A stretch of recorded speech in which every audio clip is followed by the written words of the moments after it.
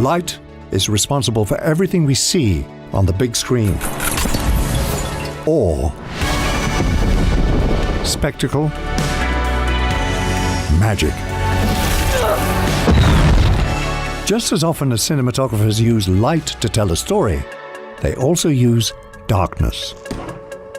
To capture the range of human emotions through light and darkness, it is fundamental to understand the three components of the exposure triangle: aperture, shutter speed, and today's topic, ISO. This is What is ISO? To stay in the loop for more filmmaking techniques, subscribe and click the bell. So how does ISO work?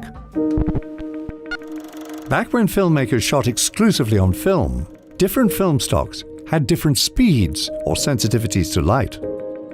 The film's sensitivity is known as ISO. The term comes from the Greek isos, meaning equal, and is defined by the International Organization for Standardization.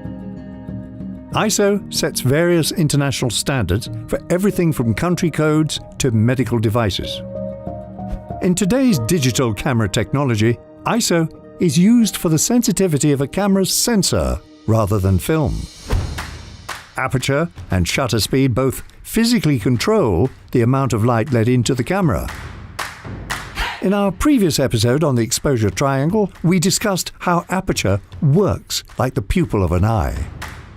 It closes to let in less light or opens to let in more light. And the ISO controls how sensitive the camera sensor is to the light that hits it. Lastly, the shutter speed controls how long light will hit the sensor. We'll cover this in our next episode. Now, a lower ISO value makes the sensor less sensitive to light, making the image darker. A higher ISO value makes the sensor more sensitive to light, making the image brighter.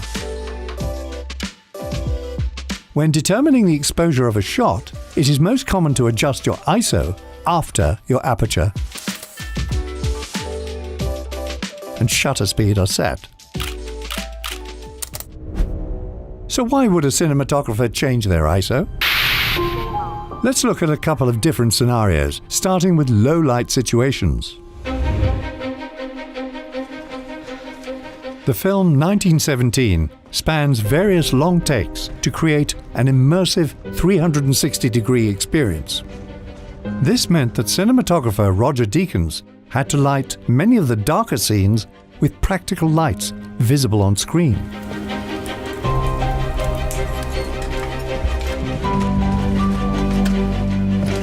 While still retaining a deep focus. Look at this. It's massive. In other words, Deakins had to contend with less lighting and a closed aperture. Remember, to get a larger depth of field, you want to close your aperture as much as possible. But this means less light will enter your sensor. So, to pull this off, he needed a camera that could handle extremely low light situations. The Arri Alexa Mini LF. Very thankful for this camera, thank you very much. Certainly served our purpose very well. The LF, I could rate it as 1600. Because there's all the night scenes and the interiors. There's quite a lot of footage at night in those little bunkers. Because of this high ISO, Deakins could light minimally while closing his aperture to achieve a larger depth of field. However, there is a side effect of increasing your ISO that every cinematographer should be aware of. Noise. Increasing your ISO may help brighten up your shot. But there is a catch. If your ISO is too high, your camera's sensor will become too sensitive and it will create noise and grain. Take this low light shot for example. This image is clearly underexposed. To properly expose the shot without compromising your aperture or shutter speed, let's try increasing our ISO. Notice how increasing the ISO value brightens up our shot, but also produces more noise. So how do you minimize noise? Get to know your camera. Every camera is a little different, so understand its particular settings, like its dynamic range and native ISO. The dynamic range measures the limits of how dark and light an image can be without losing detail. So a larger dynamic range results in more detail and color range. Adjusting the ISO in either direction moves that range, sacrificing either the highs or lows in the process. As a general rule, to shoot an image with less noise and greater range of color, you'll want to shoot as close to as possible to what is known as a native ISO. Every digital camera has a native ISO, specific to that camera. For instance, the Arri Alexa Mini's native ISO is 800. Although many cinematographers strive for a polished image, some filmmakers take advantage of grain and noise because the texture can bring a unique quality to a shot. Film photography is a chemical miracle, and it always looks different, always looks real. There's grain, number one, and the grain is always moving, it's swimming, which means that even in a still life of, let's say, a flower, that flower is alive even though it's not moving, because the film itself, 3D almost. the image is alive, and that's the difference. Spielberg is referring to film grain, not digital noise. What are you doing? I was filming this dead bird Why? because it's beautiful. Remember, there is a clear difference between the two.